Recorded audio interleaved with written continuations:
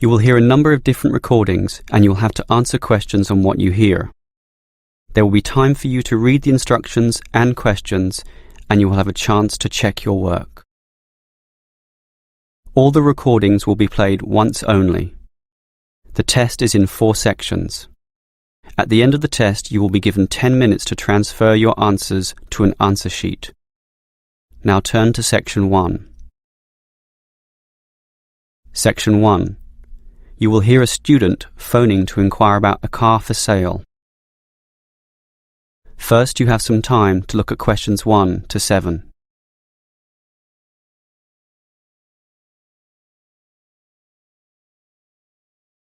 The car owner's name is Bob, so Bob has been written in the space. Now we shall begin.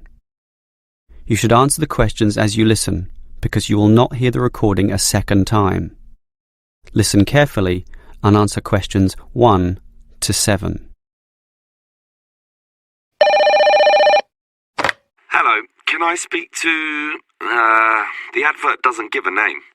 Well, the name is Bob, and I guess this call is about the car I'm selling, right? Yes, my name's Francis, and I'm definitely interested. You'll like my car then. Clean, neat, nice. What sort is it? Oh, the original model was called an Echo. You know, like the echo a sound can make. But then they changed the name to Yaris just before I bought it. Yaris. I don't know why. I liked the old name, and it's the same car, but that's what it's called. So, what's the colour? The ad says it's cream-coloured. Like cream, then? Yeah, well, it's more of a yellow colour, actually. Not cream? No, I don't know why I said that. It's like a canary, and it's more like one, too. So, what about the power? How many cylinders does it have? 4 or 6? My brother has a 6-cylinder car and says it's very powerful. Well, this one's 4 only, but I find it fine for city driving. As long as you don't intend to drive this car interstate or across the country, it does the job fine. That's okay. I just want the car basically for commuting to work and maybe some weekend trips. Is it 2-door or 4-door? I suppose it's not 4-door. The car's too small for that, right? Right, just 2 doors, as you say. The front seat bends forward to allow entry into the rear. That's fine by me. This car is just for my girlfriend and I anyway. What about accessories? Radio, CD player, anything else? Does it have an air conditioner? Well, no, it doesn't, but I don't find that a problem. I just open the window. I mean, if you really want, you can pay to have an AC installed. Basically, the only additional feature this car has is a radio, but it's still a great deal. That depends on the price. You say you want $12,800, right? Yep, about that. Well, obviously you expect the price to be reduced to an even figure, right? Well, I don't know. $12,000. $12,500, maybe. If you can lower it a bit, I'll come and have a look, okay?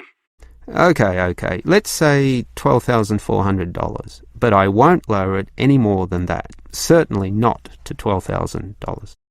Well, if I can get that better price, I may come over this afternoon. But what year is this car? How old is it?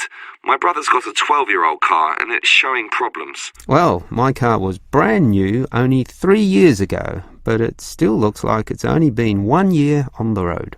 Okay, that sounds good.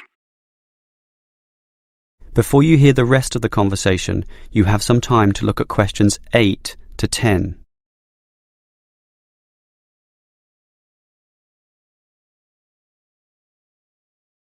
Now listen and answer questions 8 to 10. Can I just ask a few more general questions about this car you're selling? Sure.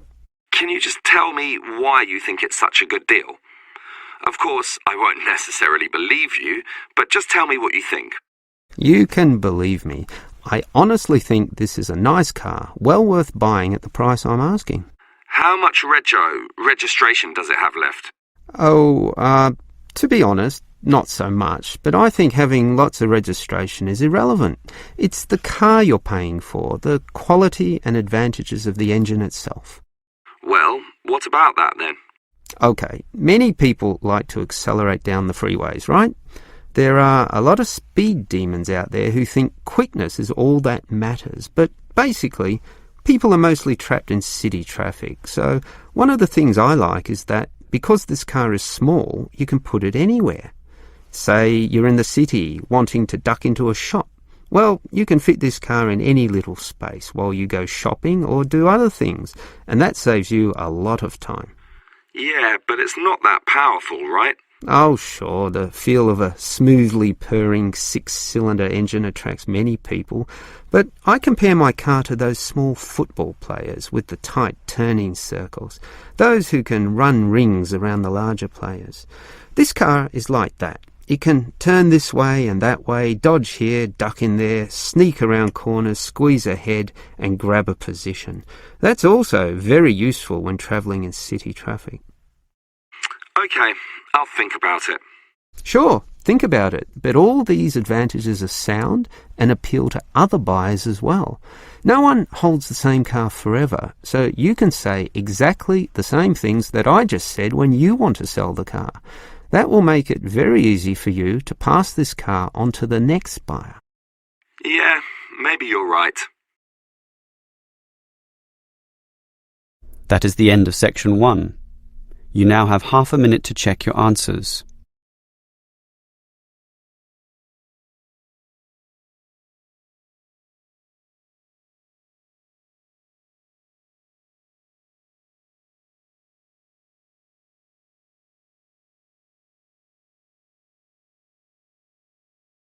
Now turn to section 2. Section 2. You will hear a student union officer explaining about the union's functions and services to a group of new university students. First, you have some time to look at questions 11 to 15.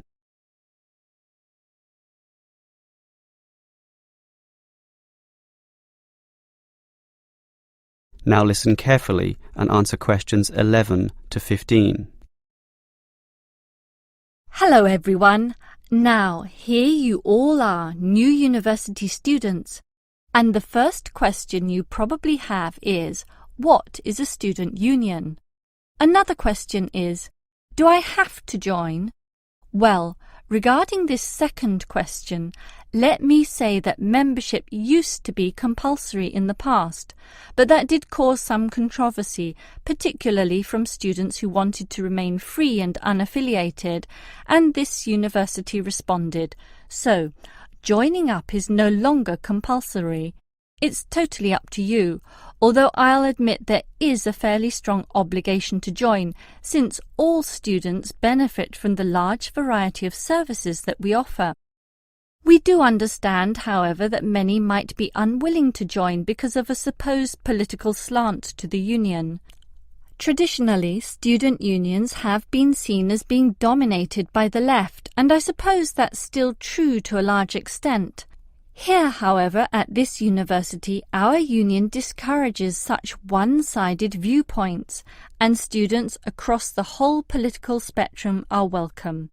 Thus, if you feel that you are a conservative type, in other words, leaning to the right, you are particularly urged to join to provide a more balanced representation. Now, let me move back to the first question. What are we? We are a formal organisation, but totally independent of the educational body. We make our own rules, rent our own premises, and organise ourselves as we wish, and our mission is basically to help you. For example, do you remember how you all arrived in late February to have an orientation week? That gave you an invaluable induction into life here, right? Well, the student union organised all the festivities at the end of that. The barbecues, partying and drinking, and even the musical entertainment as well. We'll do that again on occasions, and as always, those events take place on the football ground. Now, do you have any questions before I move on? Before you hear the rest of the talk, you have some time to look at questions 16 to 20.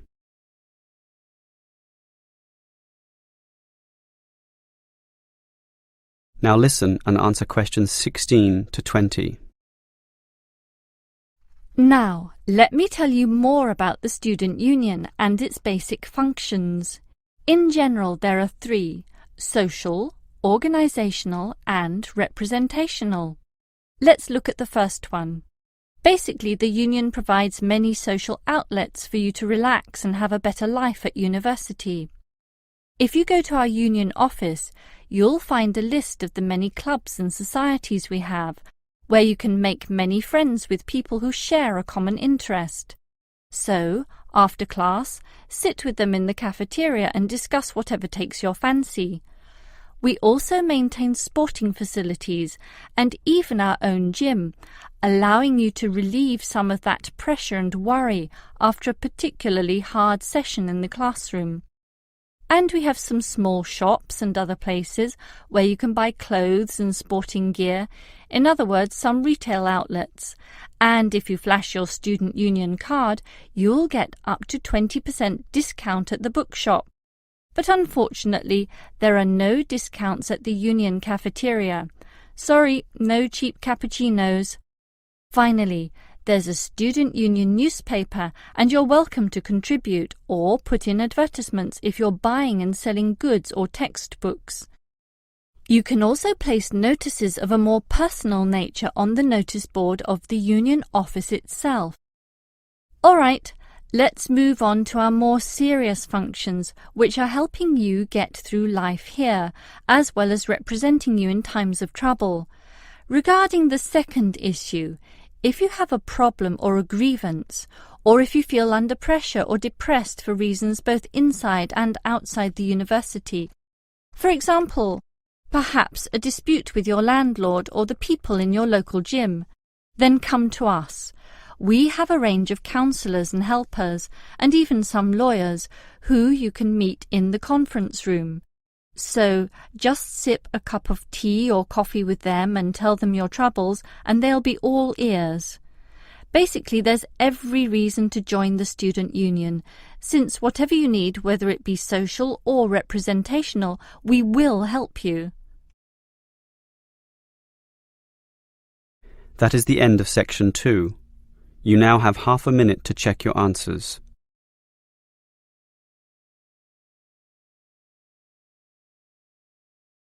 Now turn to section 3. Section 3. You will hear two students, Dylan and Emily, discussing a presentation which they will have to make. First, you have some time to look at questions 21 to 24.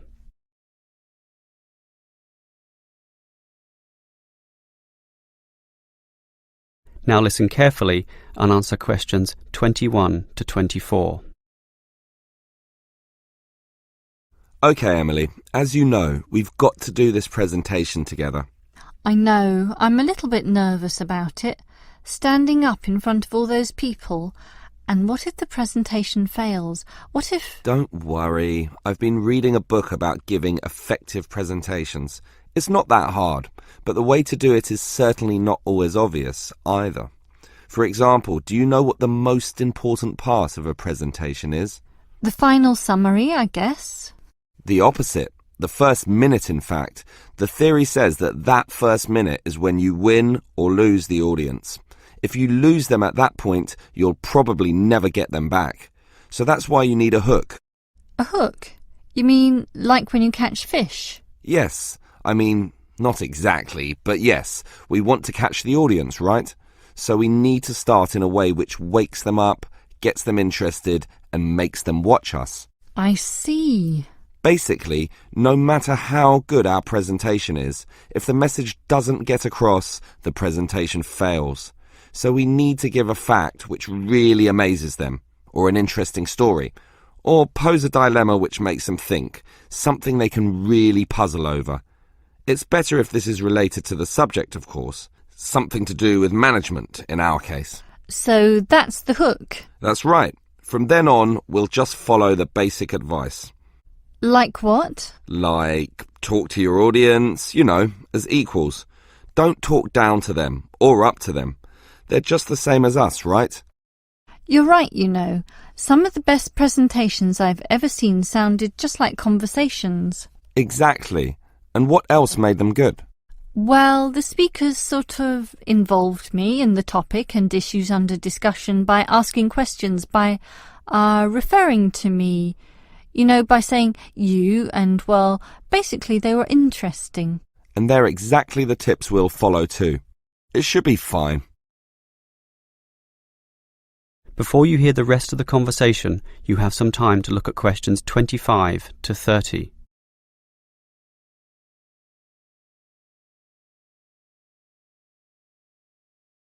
Now listen and answer questions 25 to 30. Emily, I think this will be a fine presentation, but how are we going to divide it up? For example, who's going to open it, you or me? Well, I think you have a very natural style, so you should start. This talk has 5 main parts, so you can introduce it and then do part 1. That's the historical context or background to the issue. Yes, then I'll do part 2 about current views. You do part 3 and I'll do part 4, leaving both of us to handle the question time. I'm okay with that. In part 1, I'll probably speak at length about Hoffman's theory, about management styles, and compare differences in culture in relation to the style of management used. That sounds good. Those differences are important and certainly relevant to the current times. Hoffman makes some excellent points too on this issue. That's why I'll follow up with present-day perspectives and viewpoints on this, such as the problems facing today's managers in the complex multicultural workplace, where basically one can no longer assume one is dealing with a single culture in the workplace, but actually a multiculture. That sounds good also. Then I'll take over, discussing the implications and problems of this. I suppose you'll look at the pluralist movement. Yeah, I was thinking about that, but then I changed my mind. I've decided I'll look at the productive diversity argument. It's more interesting anyway, so I'll go with that. Then I'll tell everyone what we've decided is the best business practice, or what is most likely to work in most situations, which is basically ignoring pluralism and productive diversity and linking everything back to Kotter's theory of human universals. Yes, the theory that argues modern management should target the universals of human nature. Right, and that leaves both of us to field questions at the end. Are there any questions we can predict so that we have some good answers ready? About resolving industrial disputes, for example? Well, I'd say that industrial democracy usually surprises people, so we should expect a lot of questions about that. Yes, the theory is that it increases productivity and reduces industrial delays. And results in better decision-making, but that's all theory. Most people would think that industrial democracy is just about unworkable in practice, so let's be ready to explore that issue in some depth, as well as any other related topics, okay? Okay. That is the end of section 3. You now have half a minute to check your answers.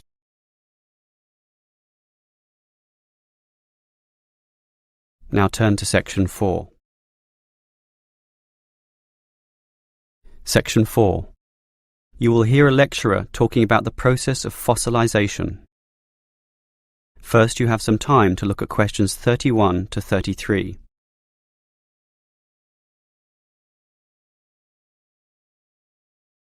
Now listen carefully and answer questions 31 to 33. The foremost exhibition in any great natural history museum is almost invariably a skeleton of a large dinosaur, often the famous Tyrannosaurus rex, or T-Rex as it's usually known. Thus, one would think that these skeletons are plentiful, one for each museum, and more to spare in the basement. Well, here's an interesting fact. Almost every one of those T-Rex skeletons are just copies of the original fossils, and we only have 20 sets of these in the whole world.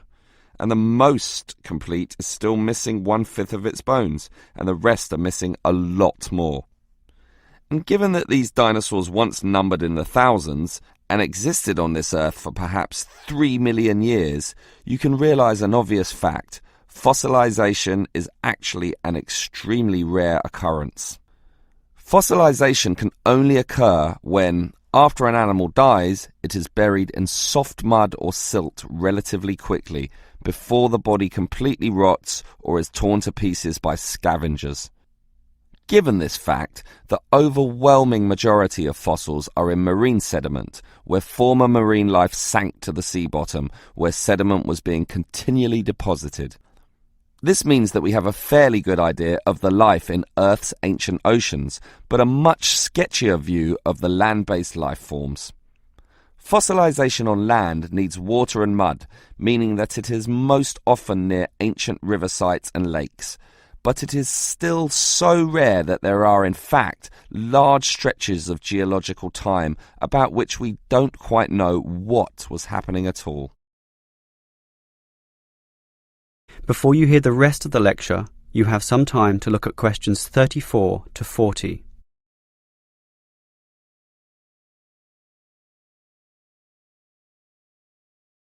Now listen and answer questions 34 to 40. So, given that fossilization is so rare, the natural question is, what can increase its odds? Well, fossilization mostly occurs with organisms which meet 3 basic criteria. 1, they must have hard body parts, for example, shells, plates, bones and teeth. Unfortunately, the soft parts just rot away far too quickly to be fossilized. And I say unfortunately because it is often the soft fleshy features that most interest us. An elephant's trunk, for example, would not fossilize, and from the skeleton alone, we would never know the trunk was there.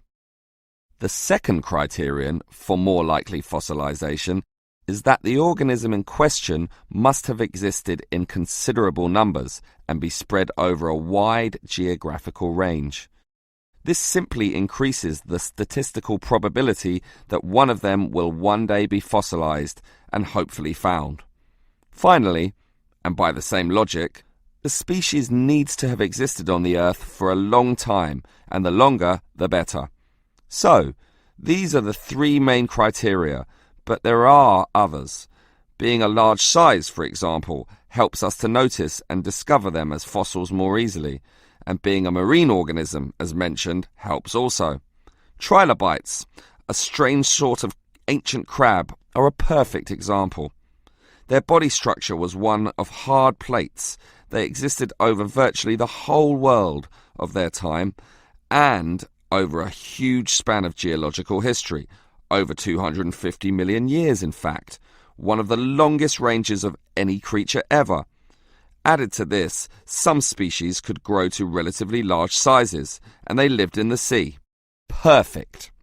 These creatures meet all the criteria, and as a result, museums all over the world are spilling over with trilobite fossils of all shapes and sizes. As far as fossils go, they are common. So, let's think about T-Rex once again. It too basically meets all the criteria that we mentioned. It has hard parts, being the bones, had some dispersion, and had been around for a long time, although it cannot compare to trilobites in this respect. However, it does have one important advantage over trilobites. It is large, very large, which means we can discover it far more easily than many other fossils. And here's another advantage. Dinosaur hunters are a dedicated and fanatical breed, continually at work in all the likely sites of the world. Basically, us human beings are fascinated by these creatures.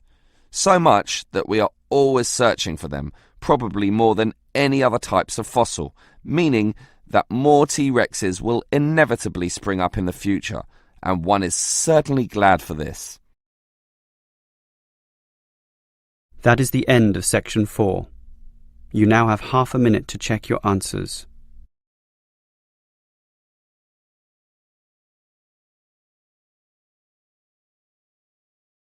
That is the end of the listening test.